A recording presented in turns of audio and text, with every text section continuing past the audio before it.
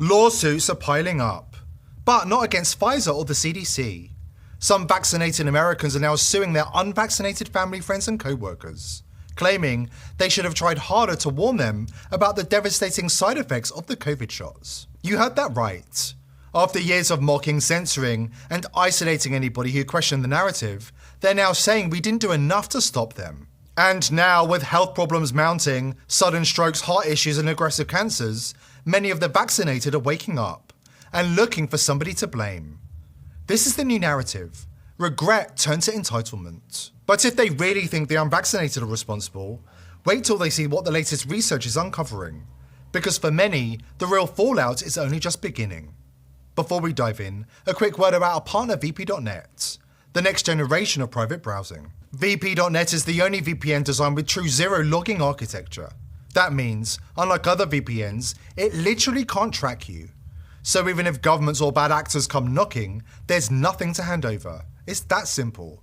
Your data stays yours, period. As the vaccinated continue grappling with the growing fallout of the mRNA rollout, from health complications to broken promises, a new and frankly absurd narrative is taking shape.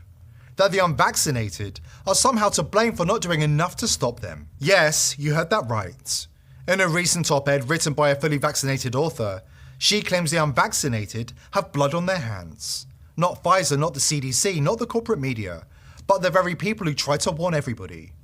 Her words? While well-intending citizens lined up, did the right thing and received their COVID-19 vaccinations, now seeming to do more harm than good, their unvaccinated friends stood by and let them do it. Some of them said too little, some said nothing at all. This is the new delusion, that people who were mocked, censored, fired and banned from society for refusing the shots should have somehow done more to stop those who called them selfish, ignorant and dangerous. These are the same people who at the time were saying that unvaccinated children should be taken away from their parents.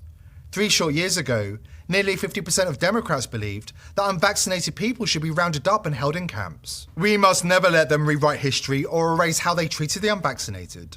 The discrimination, the mockery, the silencing. That chapter doesn't get edited, just because the consequences are catching up, and the vaccinated are now falling over themselves to find ways to remove their spike. Are the unvaccinated. You are the problem. It is the unvaccinated who are the problem, period, end of story. The only people that you can blame, this isn't shaming, this is the truth. Maybe they should be shamed, are the unvaccinated. It's time to start blaming the unvaccinated folks, not the regular folks. Anyone you came into contact with will blame you, as will the rest of us who have done the right thing by getting vaccinated. Because frankly, we know that we can't trust the unvaccinated. I think it's time to get our moral house in order, Anderson. It's the unvaccinated who are the threat. All those vaccinated folks are going to start wearing masks to protect the unvaccinated folks. It's called a Christian value. You're basically punishing the vaccinated for the sins of the unvaccinated. People are not behaving honorably. The unvaccinated are basically saying, well, it's open season for me. I can do whatever I want as well. The unvaccinated are basically beating their breasts and running around the country saying, we don't care, we're living free and so forth. We've been patient, but our patience is wearing thin. The unvaccinated, a group that includes children and people acting like children. And the rest of us are starting to get pissed off. The vaccinated feel the unvaccinated are making me upset or angry. This is not about freedom or personal choice. How times have changed. Lawsuits are rolling in. And celebrities like Arnold Screw Your Freedom Schwarzenegger are quietly walking back their bold declarations.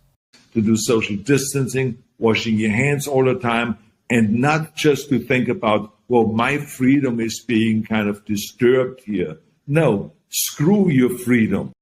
Life comes at you fast. Now, some vaccinated individuals are turning their frustration not towards Big Pharma or government officials who sold them the false promises and destroyed their lives, but towards the unvaccinated. The author of the op-ed even admits that many vaccinated people feel a growing rage towards their unvaxxed friends. Not for lying, but for possessing some special ability to divine the truth and supposedly failing to intervene. As if the unvaccinated were all-knowing prophets, morally obligated to throw themselves in front of every syringe in America. The author writes, with moral indignation that the unvaccinated knew about the risks of allergic reactions, blood clots, and other serious health complications. They knew it wasn't effective. They knew it could do more harm than good. And here's the kicker. Some of the vaccinated are now calling for the unvaccinated to be financially punished, to be forced to pay restitution through lawsuits, because they failed to warn others loudly enough. Let's get one thing straight. We warned you. We screamed it from the rooftops. We lost jobs, we were banned from travel, we were cut off from loved ones. We were labelled dangerous conspiracy theorists, lunatics, and worse. We endured censorship, ridicule, and coercion, all because we didn't trust a rushed experimental pharmaceutical product pushed by globalist organisations, politicians, and profit-driven corporations. And now, after all that, you want to blame us for not trying hard enough. No, we did everything we could. You just didn't want to hear it. And now the news goes from bad to worse. The latest research into long-term health effects is rolling in, and it's painting a grim picture. The FDA has quietly admitted there's a link between the surge in cardiac arrests worldwide and the COVID vaccine. But that's just the beginning. Because if these early findings are any indication, when the history books finally document the Great Depopulation event, one thing will be clear. The past 3 years were just a warm-up act. We've got the details after this important word from our sponsor. Today's sponsor is pillsforever.com. If you think Big Pharma have your best interests at heart, think again. Under Biden, the price of medicine in America has skyrocketed, and there are certain medicines Big Pharma don't want you to know about. That's why I've partnered with pillsforever.com. All of their FDA-approved medicines are the cheapest you'll find anywhere. More importantly, you can order medicines that Big Pharma don't want you to have, such as ivermectin, hydroxychloroquine, and fenbendazole. Speaking of fenbendazole, not only does it get rid of parasites that live inside your body, there have been studies that show fenbendazole can help with cancer. Listen to this testimony of Joe Tippins, a cancer survivor, thanks to fenbendazole. 2 years ago, Joe Tippins says he was told to go home, call hospice, and say his goodbyes. The doctors were unanimous. He was going to die of small cell lung cancer. Once that kind of cancer goes that far afield, the odds of survival are less than 1%, and the median life expectancy is 3 months. Tippins says he got a tip, not from a pharmacist, but a veterinarian. And in his desperation, he turned from people medicine to dog medicine. Specifically, fenbendazole. My insurance company spent $1.2 million on me with traditional means before I switched to a $5 a week medicine that actually saved me. Get 15% off using coupon code People's Voice at the checkout. Please click the link below this video to take advantage of this fantastic offer. The chilling truth that many vaccinated individuals still haven't faced is this. During the pandemic, the elite showed their hand. We were worth more to them dead than alive. Hospitals weren't rewarded for saving lives, they were incentivized to end them. In states like California, some facilities received bonuses of up to $500,000 per COVID death. Let that sink in. These people were going into hospital, they had not taken the COVID-19 shot. And this is really important because every single person that sat on that bus or virtual story, I asked them the question, first of all, did you take the COVID-19 shot? No. They did not. And it was becoming increasingly clear that the unvaccinated, as they're called, were being targeted and they were being killed. And the people who were speaking to me used the word murder. It seems to me, Mike, that you came into hospital and the first question they asked, did you take the shot? And if they said, yes, they did take the shot, they went and got different treatments.